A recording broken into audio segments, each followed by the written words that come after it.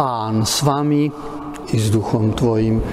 Čítanie zo svätého Evanjelia podľa Lukáša. Sláva tebe, Pane. Pastieri sa poponáhľali do Betlehema a našli Máriu, Jozefa i dieťa uložené v jasliach. Keď ich videli, vyrozprávali, čo im bolo povedané o tomto dieťati.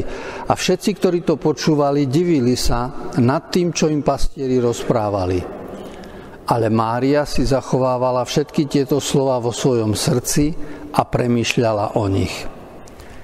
Pastieri sa potom vrátili, oslavovali a chválili Boha za všetko, čo počuli a videli, ako im bolo povedané. Po 8 dňoch, keď ho bolo treba obrezať, dali mu meno Ježiš, ktorým ho anjel nazval skôr, ako sa počal v živote matky. Počuli sme slovo Pánovo.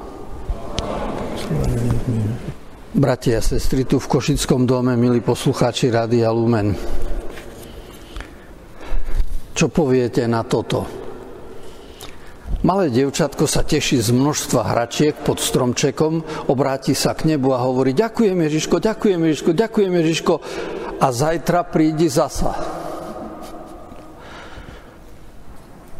Nám sa to páči, ale hoci nie sme deti, máme viac rokov, tento postoj je aj v nás.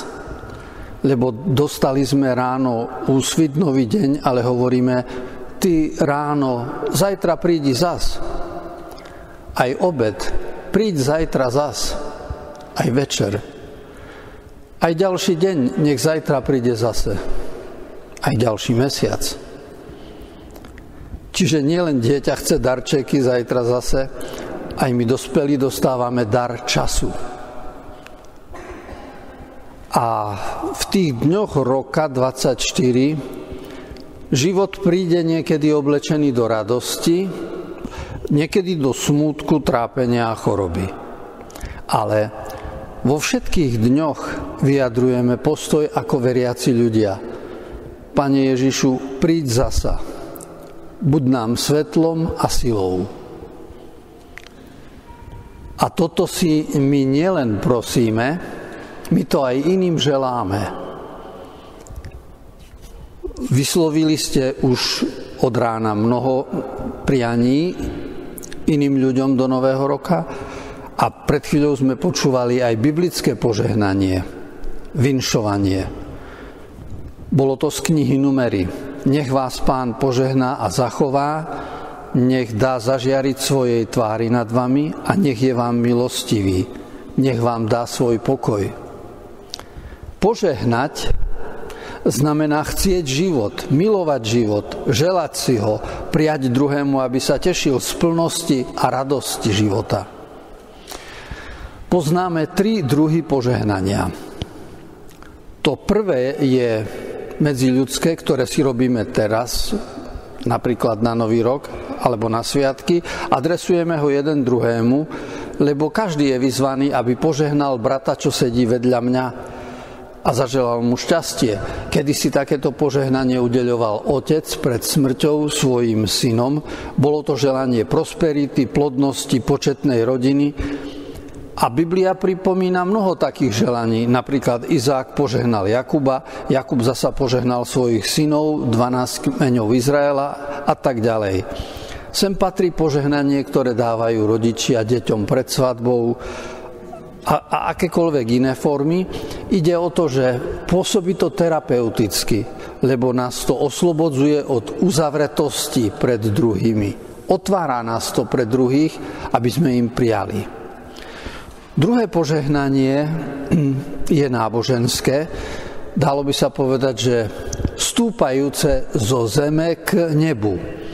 Ide o to, že požehnaný si, Pane Bože Izraela, čiže zvelebený buď Bože, dobrorečíme Bohu. A v tom uznávame, že od Neho pochádza všetko, čo je láska a radosť. Každé stvorenie nám On dal. A preto napríklad sa modlíme pred jedlom, alebo ďakujeme za dary vesmíru. Židovská modlitba požehnania, Berakot, hovorí sa o nej v komentároch rabínov v Talmude, že každý, kto požíva čokoľvek z tohoto sveta bez vyslovenia požehnania, dopúšťa sa hriechu privlastnenia, lebo za svoje považuje to, čo patrí Bohu a žije v klamstve. A ak dobrorečíme Bohu, požehnaný si, Pane Bože Izraela, tak chránime sa od sebectva a chamtivosti. No a tretie požehnanie je zostupné, to znamená z neba nadol. To je požehnanie od Boha k človeku. Nech Pán dá zažiariť svojej tvári nad vami. A toto bolo požehnanie, ktoré bolo rezervované kňazom, lebo na konci obety vystierali ruky nad ľud a vyslovovali požehnanie a tie rozťahnuté ruky a prsty majú symbolický význam. Vzťahujú sa na hebrejské slovo koha, to znamená sila, pretože tie ruky vyjadrujú životnú silu, ktorá je obsiahnutá v slovách, ktoré vyslovuje kohen, kňaz. Čiže súhrne možno povedať, že sú tri druhy požehnania. Prvé, keď vinšujeme jeden druhému. Druhé, keď dobrorečíme Bohu. A tretie, keď dostávame obradné požehnanie, liturgické, kostolné. A sme za to vďační. S týmito požehnaniami chceme prežívať celý rok, aby sme boli ako požehnaní ľudia. A teraz mi dovolte, bratia a sestry, urobiť malú zátvorku. V poslednom čase ste počuli v médiách mnohokrát slovo požehnanie, lebo Vatikánsky úrad schválil požehnanie párov rovnakého pohlavia. A táto správa sa objavila v novinách a niektorí to poboruje, iní to schváľujú. Čo to znamená požehnanie párov rovnakého pohlavia, homosexuálov a lesbičiek? No a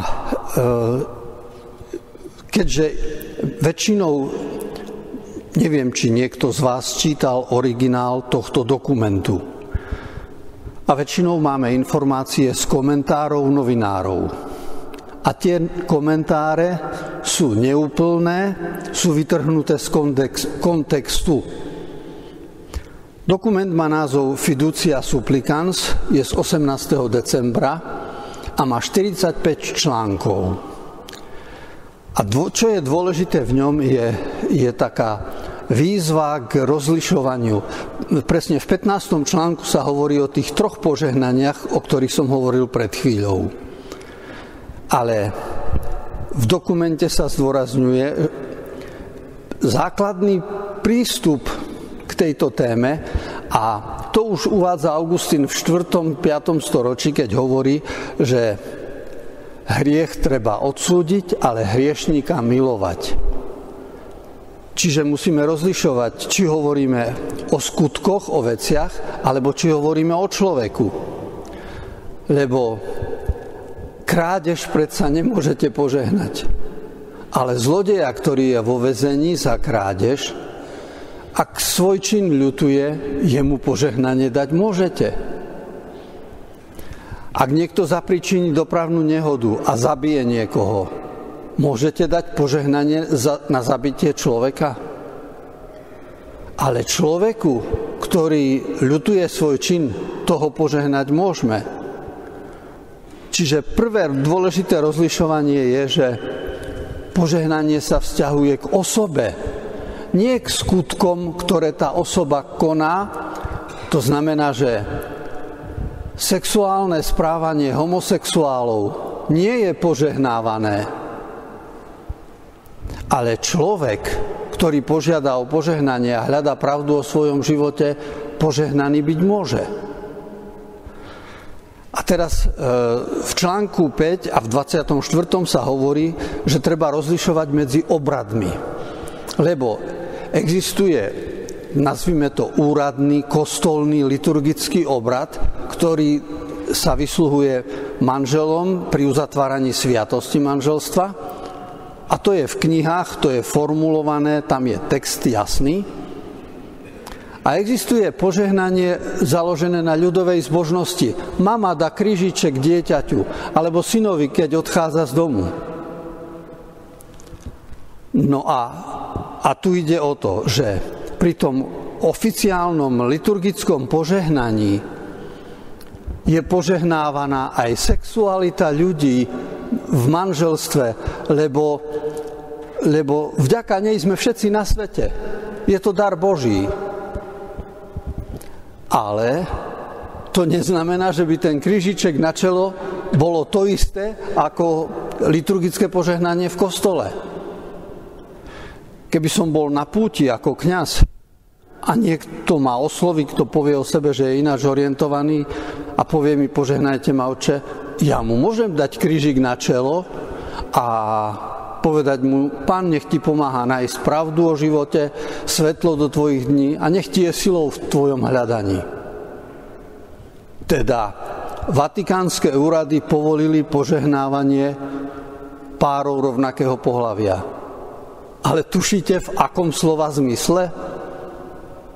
Čiže v ich dokumentoch, v tom dokumente úradu, ktorý sa volá Dikasterium pre náuku viery, hovorí sa, že nie je dovolené liturgické obradné požehnanie udeliť párom rovnakého pohlavia pre ich štýl života.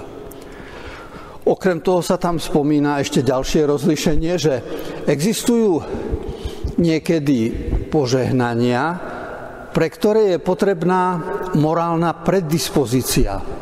Napríklad snúbencom povieme, mali by ste ísť na spoveď pred sobášom. Aby človek bol v milosti posvedzujúcej a prijímal požehnanie.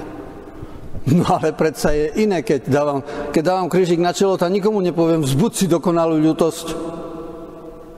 Čiže je rozdiel v obradoch a v požehnaniach a to, čo bolo teda schválené a odporúčané, to je poprvé viesť dialog, nikoho neodsúdiť, nesprávať sa ako sudcovia, hľadať pastoračnú múdrosť a rozlišovanie, ďalej byť milosrdný. Hovorí sa tam veľa o Ježišovom prístupe k marginalizovaným ľuďom alebo k ľuďom v zvláštnych situáciách, vo výnimočných stavoch. Ale každopádne treba povedať, že cirkev nelegitimizuje výnimočný stav párov rovnakého pohlavia, ani nemá, ani nechystá nejaké obrady, ani knihy, rituály, ktorými by takéto požehnanie malo vzniknúť. Čiže to áno, to, že cirkev dovoľuje požehnanie, to sa vzťahuje na neritualizované požehnanie. Ešte by niekto mohol povedať, tak požehnáva sa pár alebo jedinec. A o tom sa hovorí v článku 11, lebo či sa požehnávajú vzťahy, či sa to môže. A tam je jasne povedané, to môže byť požehnané, čo je v súlade s Božími plánmi vpísanými do stvorenia. V prípade sexuálneho života sa to uskutočňuje v manželstve a cirkev nemôže legitimizovať mimo manželské sexuálne správanie. A tým je daná jasná odpoveď. A teda my žijeme v dobe, v ktorej pomocou médií a novín sa robí veľa dezinformácií. Viete to napríklad o vojne medzi Ruskom a Ukrajinou a ďalšie dezinformácie, a takéto dezinformácie nachádzame aj ohľadom vatikánskych úradov a vyhlásení, ktoré odtiaľ pochádzajú. Ale keď človek pomaly prečíta celý dokument, tak zistí, že vedecké je niečo vtedy, keď je úplné, keď je komplexné a nie vytrhnuté a pol vety zoberieme a druhú polovičku vynecháme. Čiže tá odpoveď, či je možné takéto požehnanie párom rovnakého pohlavia, súvisí s tým, čo som hovoril na úvod. 3 druhy požehnaní, o čom hovoríme, čo požehnávame, koho požehnávame a ako. A po tomto rozlíšení všetky zmätky pominú. Dovolte mi, aby som zakončil našu úvahu príbehom, ktorý napísal Alfons Dicken vo svojej publikácii V jeseni života. A jeho rozprávanie sa vzťahuje na to, čo všetko nás v živote v 24. roku môže stretnúť.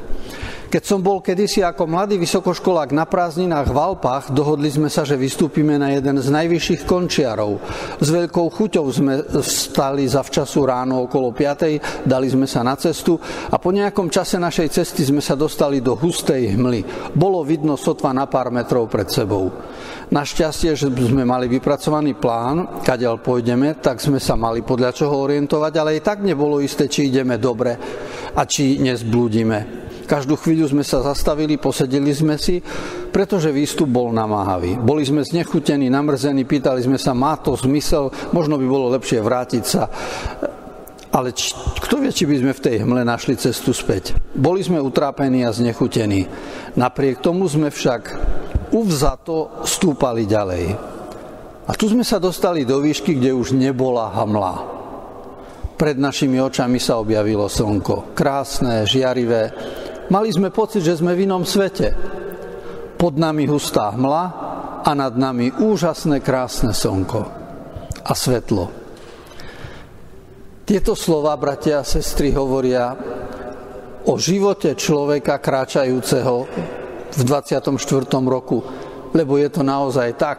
Prídu chvíle, kedy o zradu začneme pochybovať, zažijeme tmu, kladieme si otázku, či to má zmysel veriť alebo neveriť, či to všetko nie je len rozprávka a či správne milujeme alebo nemilujeme, čo robíme dobre a čo zle. A zostáva len jedno. Akoby s uzavzatosťou, so zaťatými pesťami, aj zubami ísť ďalej, kam nás vedie Duch Boží. A nakoniec sa takto prebijeme cez všetky starosti a na konci roka náš život zaplní svetlo a jas, lebo pocítime význam všetkých udalostí. A tak si prajem spolu s vami, aby sme privítali nový rok ako Boží dar času pre náš proces dozrievania. Amen.